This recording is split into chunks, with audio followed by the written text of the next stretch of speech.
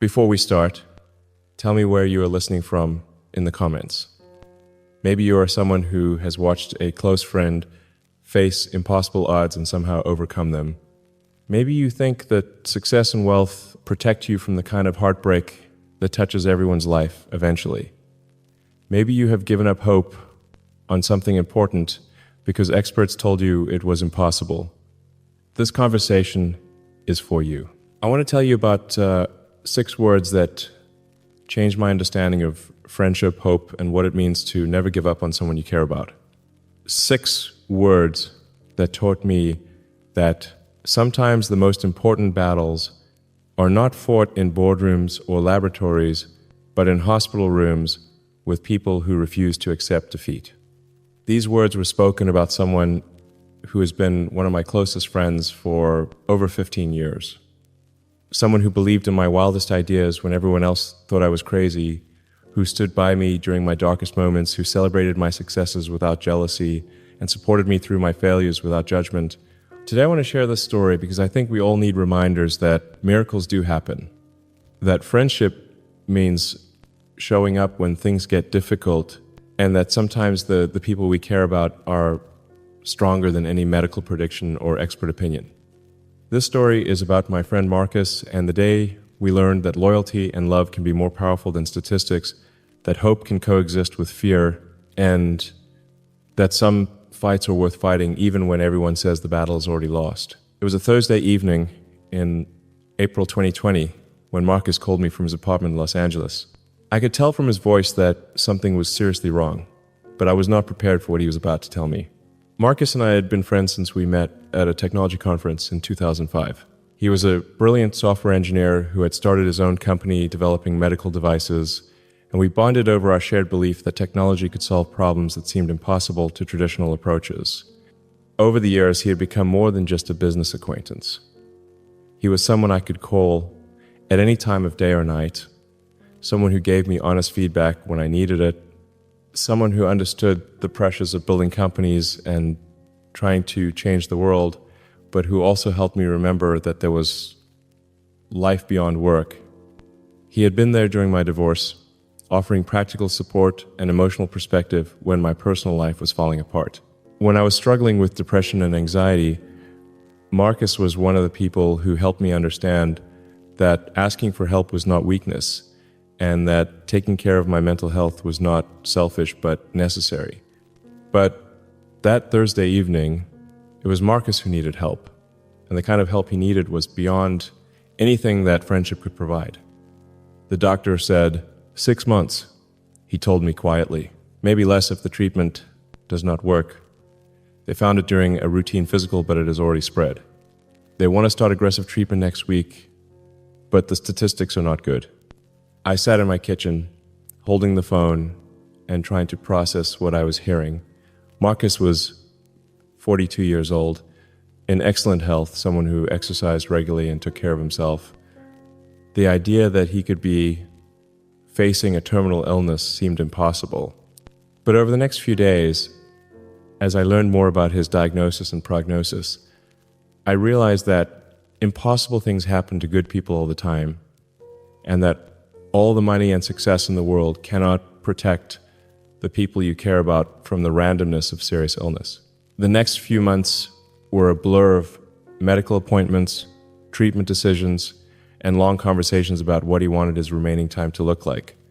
I flew to Los Angeles every few weeks to spend time with him, often just sitting in his apartment, talking about everything except his illness, trying to maintain some sense of normalcy in a situation that felt completely surreal. Marcus approached his diagnosis with the same analytical mindset he brought to engineering problems. He researched his condition extensively, consulted with specialists around the country, and developed a comprehensive treatment plan that combined traditional medical care with nutrition, exercise, and stress management approaches. But what impressed me most was how he refused to let the diagnosis define his remaining time. He continued working on projects that mattered to him, maintained his relationships with family and friends, and even started planning new ventures that he wanted to pursue if treatment was successful. I expected to spend that year watching my friend gradually decline, helping him manage his fears about the future, and eventually saying goodbye to someone who had been an important part of my life for over a decade. Instead, I watched him fight with a determination and grace that taught me new lessons about courage, hope, and what it means to live fully, even when facing the possibility of death. The treatment was brutal. He lost weight, struggled with fatigue and nausea, and had to step back from many of his normal activities. But he also maintained a sense of humor, continued to be interested in my projects and challenges, and never seemed to feel sorry for himself or angry about his situation. During one of my visits, about 8 months after his diagnosis, I asked him how he managed to stay so positive and focused when he was dealing with something so frightening and uncertain. He said something that I will never forget. I realized that I have two choices. I can spend whatever time I have left being afraid and angry and feeling sorry for myself. Or I can spend that time doing things I care about with people I love. The first choice does not change the medical situation, but it definitely makes whatever time I have worse. The second choice also does not change the medical situation, but it makes whatever time I have better. That perspective became a guiding principle, not just for how he approached his illness, but for how I started thinking about my own relationship with uncertainty, fear, and the things that are beyond our control. 6 months passed, then 12 months, then 18 months. Marcus continued to defy medical expectations. His energy returned, his test results improved, and his doctor started using words like remarkable response and unexpected recovery. The treatments were working better than anyone had predicted. His medical team cautioned us not to get too optimistic because his type of illness can be unpredictable. But they also acknowledged that whatever combination of medical care, lifestyle changes, and mental attitude he was using was producing results that exceeded their expectations. Now, 5 years later, Marcus is 47 years old and in complete remission. His most recent tests show no signs of disease. He has returned to running his company, expanded into new areas of medical device development, and become an advocate for other people facing similar health challenges. He attributes his recovery to excellent medical care, aggressive treatment, strong family and friend support, and what he calls stubborn optimism combined with practical planning. His doctors agree that all of these factors probably contributed, but they also acknowledge that some recoveries simply exceed medical predictions for reasons that are not fully understood.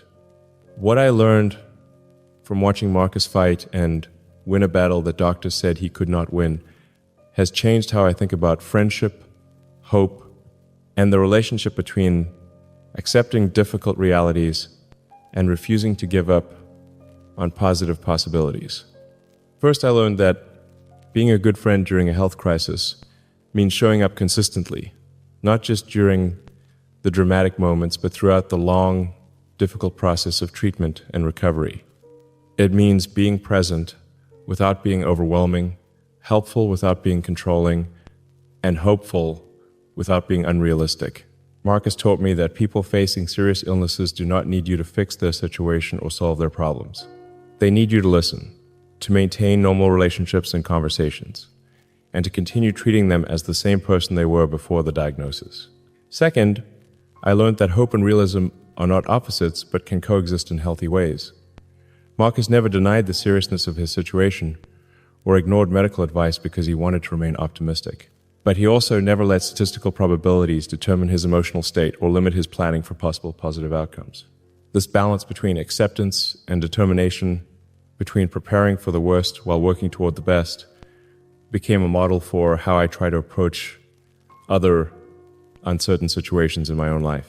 Third, I learned that how someone responds to a health crisis often reveals character qualities that you might not have seen under ordinary circumstances. Watching Marcus handle his illness with grace, humor, and genuine concern for the people around him deepened my respect for him and taught me things about resilience that I could not have learned any other way. Fourth, I learned that some of the most important support you can provide during difficult times is simply maintaining normal friendship and conversation. During my visits with Marcus, we spent more time talking about business ideas, technology trends, and mutual friends than we did discussing his medical situation. This normalcy was not denial or avoidance.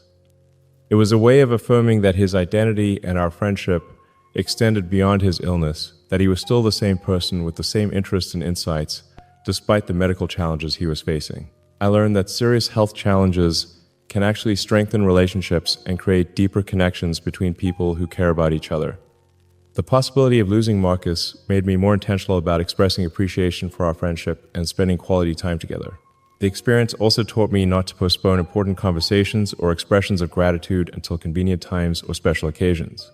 When someone you care about is facing a potentially terminal illness, you realize that opportunities for connection are precious and should not be taken for granted. Marcus's recovery does not mean that everyone who faces similar diagnoses will have similar outcomes. Medical predictions exist for good reasons, and some battles end differently despite the same level of determination and excellent care. But his experience does demonstrate that statistical probabilities describe populations, not individuals, and that there is always room for hope, even in the most difficult circumstances. It also demonstrates that the support of friends and family can make a meaningful difference in how people respond to health crises, both emotionally and potentially physically, through the complex relationships between psychological state, stress levels, and immune function. The experience changed how I think about friendship and what it means to be there for people during the most challenging periods of their lives. It taught me that some of the most important work we can do is not building companies or solving technical problems, but showing up consistently and lovingly for the people we care about when they need us most. It also taught me that miracles do happen, that medical predictions are not guarantees, and that some recoveries exceed what anyone thought was possible. 5 years after we were told to prepare for 6 months, Marcus is thriving. He travels internationally for work, has expanded his business into new areas, spends time with his family, and continues to be one of my closest friends and most trusted advisors. He says that surviving his illness taught him to appreciate ordinary experiences more deeply, to prioritize relationships over achievements, and to focus on contributing value to other people's lives rather than accumulating recognition or status for himself. He also says that facing the possibility of death and discovering that he could handle it with grace and dignity gave him a different relationship with fear and uncertainty. Having confronted the ultimate unknown and found that he could navigate it with support from people who cared about him, other challenges feel more manageable and less threatening. The experience taught me that sometimes the most important victories are not about professional achievements, but about love, loyalty, and the courage to hope, even when circumstances seem hopeless. It taught me that friendship is not just about sharing good times and celebrating successes, but about showing up during the difficult periods when someone you care about is facing their greatest challenges. Most importantly, it taught me that sometimes the most important question is not whether we can solve a problem or fix a situation, but whether we can support each other with love and presence, regardless of what the future holds. The doctor said, 6 months. That was 5 years ago. Sometimes medical predictions are wrong, hope is justified, and friendship is stronger than fear. If you are supporting someone you care about through health challenges, or if you are facing your own difficult diagnosis, I want you to know that medical predictions are probabilities, not certainties, and that there is always room for hope alongside realistic planning. But I also want you to know that regardless of specific medical outcomes, the way you choose to face challenges, support the people you love, and maintain your humanity during difficult times matters more than any external measure of success or failure.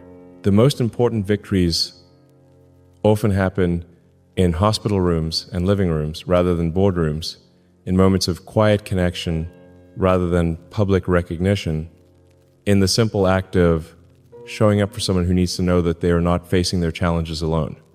Share this with someone who might need to hear that hope is not the same as denial, that friendship means showing up when things get difficult, and that sometimes the most important work we can do is simply being present for the people we care about. And remember, the people you love will not be with you forever, but the love and support you give them during their most challenging times will be with them always. What would you do differently if you knew that being there for your friends during their hardest moments is one of the most meaningful things you can do with your life?